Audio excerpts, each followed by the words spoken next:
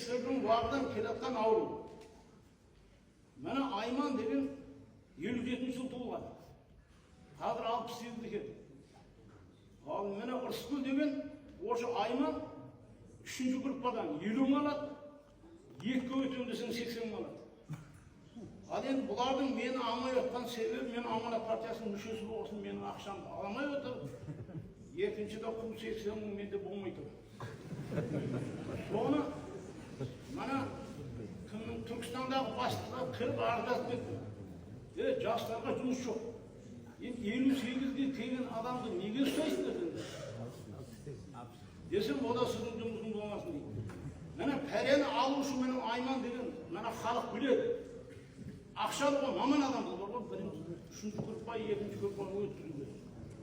Соны полстап мына ұстап отыр. Мына Ырысгүл деген келіндеріңді апарып тудырайық десіп, 50 мың теңге соткыл лақтырмайды.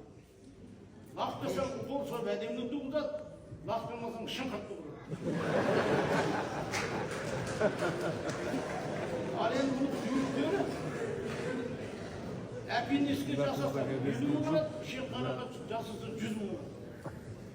Сонда мемлекет оған не үшін ақша төлеп отыр? Операцияны тегін істеу керек. Мына осыны главврачпен жаңағы алма деген главврач бөліп алады ақшаны. Енді осы нәрседен мен шешімей жатырмын. Осындай қаржыстаған фактілер болса, оны арыздасаңызшы.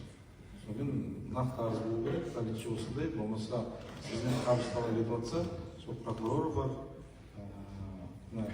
полициямыз бар, сонда барып осында менен қаржы талап етіп жатыр деп арызды жазсаңыз, өз жұмысын жүргізеді, ары қарай сол жерде қаржы алған фактісі расталатын болса, оны бас бостандығынан айырады.